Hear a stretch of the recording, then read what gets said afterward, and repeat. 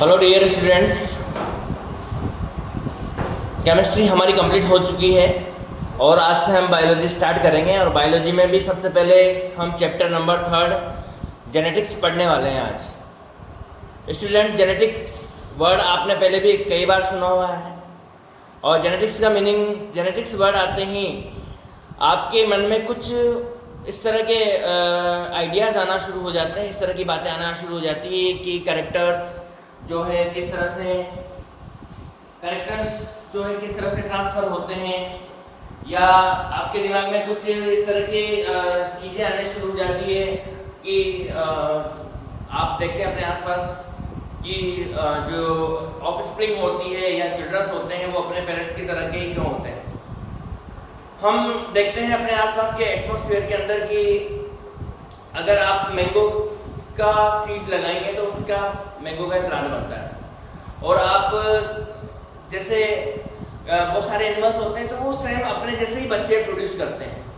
तो ये रिप्रोडक्शन के प्रोसेस में ऑर्गेनिज्म जो है अपने जैसे ऑर्गेनिज्म प्रोड्यूस करते हैं, उसके पीछे जो मेन रीजन है वो क्या है, उसके पीछे जो मेन रीजन है वो जेनेटिक्स ही है।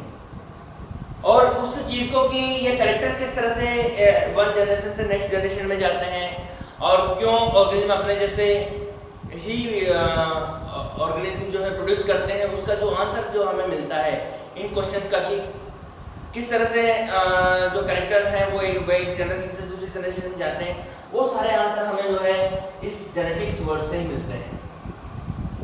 तो आज हम बात करेंगे जेनेटिक्स की। देखिए डेफिनेशन की अगर हम बात करें, सबसे पहले जेनेटिक्स में डेफिनेशन की, तो this is the branch of biology which is the deal with the transfer of character from one generation to another generation.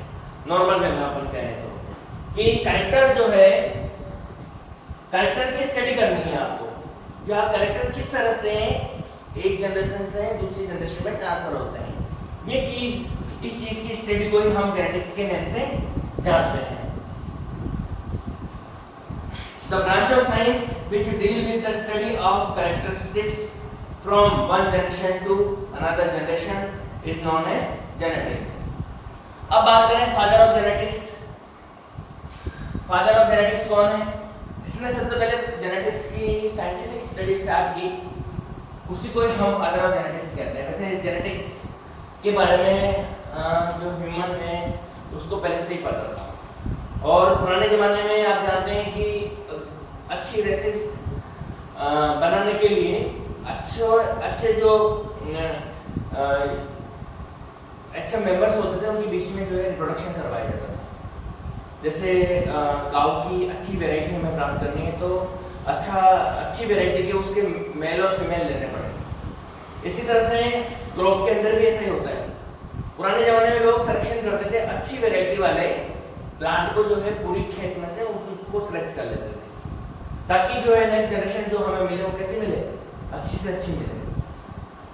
तो जेनेटिक्स उसी का ही पार्ट है कि अच्छे कैरेक्टर वालों के बीच में जब रिप्रोडक्शन होता है तो नेक्स्ट जनरेशन डेफिनेटली क्या होती है, अच्छी आती है। पढ़े लिखे माता पिता की जो संतानें होती है वो वास्तव में इंटेलिजेंट होती है। कम पढ़े लिखे जो होते हैं या जैसे माता पिता होते हैं बच्चे उसी तरह से होते हैं, फेस वगैरह बॉडी वगैरह वो रिसेंबल करता है, साथ में उनका ब्रेन भी उनके पेरेंट्स से ही रिसेंबल करता है।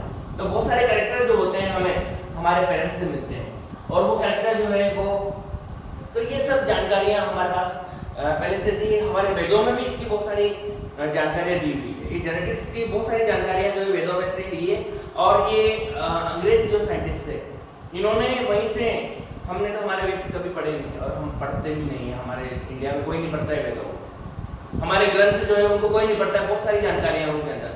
जबकि फॉरेन कंट्रीज में उनके ऊपर क्या चल रही है, रिसर्च चलती है। उनके एक एक श्लोक का अर्थ वो निकालते हैं और उस अर्थ का से जो है कई तरह की बड़ी बड़ी रिसर्च कर लेते हैं। और आप देखें फॉरेन कंट्रीज में जो है जितनी भी रिसर्च हुई है उन सबके ट्रेसेस हमारे वेदों के अंदर है। वो सब चीज़ें हमारे उनसे रिलेटेड जानकारी हमारे वेदों के अंदर हजारों सालों पहले से ही बता दी गई है। तो वही चीज़ है कि जेनेटिक्स के बारे में भी हमारे वेदों में बहुत सारी चीज़ें है, बट इन साइंटिस्ट ने पहले उनके बारे में स्टडी कर ली, इनके हाथ लग गई और इन्होंने जो वो डिटेल स्टडी करके उसको सिंप्लीफाई कर दिया। हम संस्कृति नहीं जानते हैं, हम क्या पढ़ेंगे वेदों, तो संस्कृति भूल गए। संस्कृत पढ़ाना ही, हमारे देश के अंदर पढ़ना ही जो है वो हमारी कल्चर को अपने आप में जो है आत्मसात करना ही एक तरह का गुनाह हो गया इंडिया के अंदर। तो मेरे कहने का मतलब ये है कि हम संस्कृत नहीं जानते इसलिए वेद नहीं जानते, वेद नहीं जानते इसलिए हमारे वेदों की कोई नॉलेज हमें नहीं है। और वेदों के ऊपर जो टूटी फूटा ज्ञान हमें इधर उधर से मिलता है कि वेदों में ये है और इसमें इस धर्म में ऐसा है वैसा है, उसी को अपन मान लेते हैं। बाकी सबसे ज़्यादा साइंटिफिक जो है वो जो धर्म है वो हमारा जो है वेदों का धर्म है।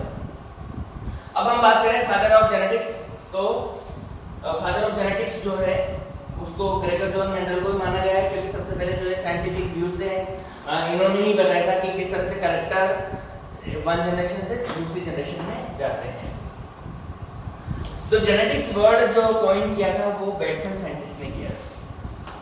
और एक और वर्ड की जरूरत पड़ेगी हमें, जीन, वो जो है यहाँ पर कॉइन किया था वो जॉनसन ने किया था, जॉनसन साइंटिस्ट ने। अब यहाँ पर इससे रिसेंबल करता हुआ एक और वर्ड आता है हेरिडिटी। हेरिडिटी क्या होता है?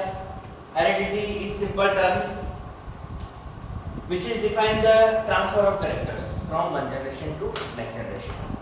अगर हम कहें कि कैरेक्टर किस तरह से एक जनरेशन से दूसरी जनरेशन में जाते हैं, तो इस एक कैरेक्टर का एक जनरेशन से दूसरी जनरेशन में जाने की जो प्रोसेस है उस प्रोसेस को ही हम क्या कहते हैं? हेरिडिटी के नाम से जानते हैं। कि किस तरह से कैरेक्टर जो है एक जनरेशन से दूसरी जनरेशन में जाएंगे, या सिंपल वे में मैं क्या कहूँ आपसे, the process of transfer of character from one generation to another generation is known as heredity. एक जनरेशन से दूसरी जनरेशन में कैरेक्टर की जाने की जो प्रोसेस होती है उस प्रोसेस को ही हम किस नाम से जानते हैं? हेरिडिटी के नाम से जानते हैं। डेफिनेशन है इसकी। एंड ये जो वर्ड दिया था हेरिडिटी वो दिया था स्पेंसर साइंटिस्ट ने दिया था। अब इसके बाद में एक और टर्म हमारे पास आती है वेरिएशंस। वेरिएशंस क्या होते हैं?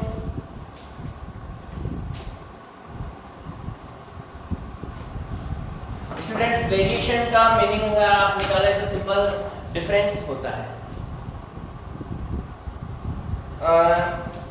मैंने अभी आपको बताया कि सभी ऑर्गेनिज्म अपनी जैसी जो है ऑफस्प्रिंग प्रोड्यूस करते हैं, अपनी जैसी संतानें बनाते हैं, उनकी जो संतानें उनसे रिसेंबल करती हैं, बट 100% तो नहीं करती है। कुछ न कुछ तो डिफरेंस आता है। कुछ कैरेक्टर किसी स्टूडेंट के अंदर जो है कुछ कैरेक्टर मदर से आ जाते हैं, कुछ कैरेक्टर फादर से आ जाते हैं। जो ऑर्गेनिज्म जो बच्चा होता है वो कॉम्बो होता है, मम्मी पापा का कॉम्बो। दोनों के आधे आधे कैरेक्टर उसके अंदर आते हैं, और दोनों के आधे आधे कैरेक्टर ही उसके अंदर वेरिएशन का मेन रीजन होते हैं। तो वेरिएशन बहुत नेसेसरी है, और ये it is the base of evolution.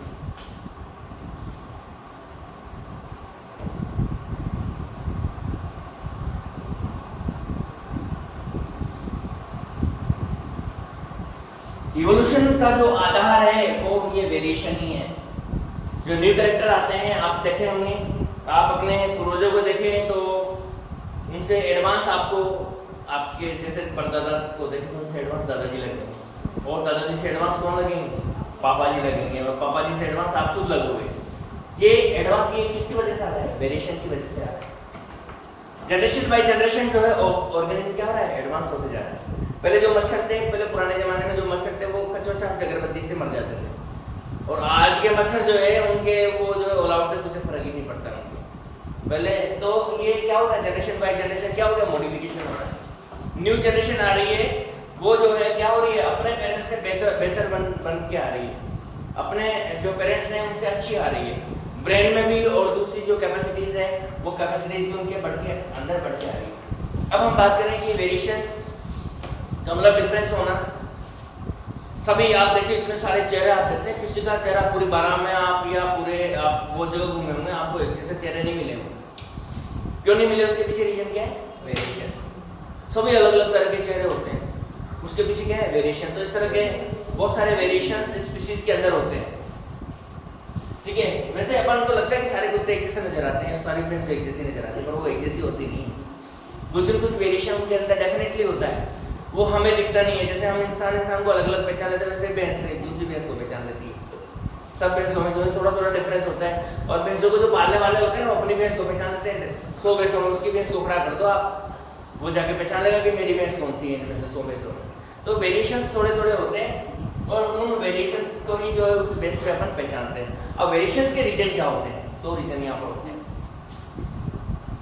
एक तो क्रॉस, क्रॉस मेल और फीमेल के बीच में होता है।